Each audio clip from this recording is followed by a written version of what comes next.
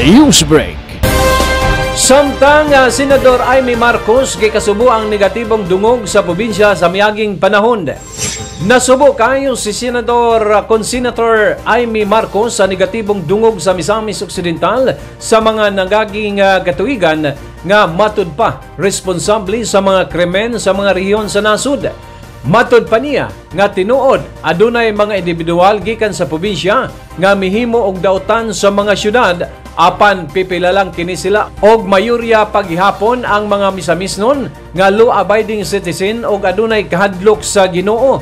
Apan angay masayran sa tanan matud pa ni Senator Amy Marcos nga ang mga krimen nga nahitabo sa Metro Manila buhat kini sa mga notorious nga grupo nga taga Manila mismo. Alang kaniya sa dakong kalambuan nga nahitabo karon sa Misamis Occidental, ilalom sa liderato sa Asenso Administration, wala na'y luna ang mga negatibong dungog sa probinsya.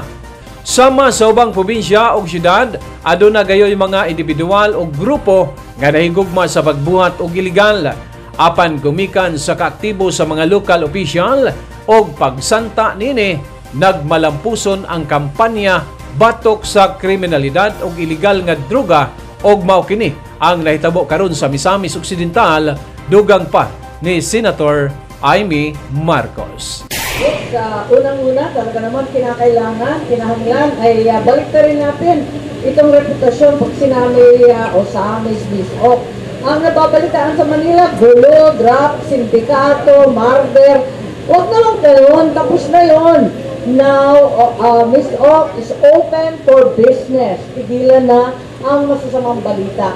I think we need a very active promotions and marketing campaign in order to sell our province. Napakaganda ng Ms. Ock. Kaya lang, ang tanging balita sa Maynila, puro kaguluhan.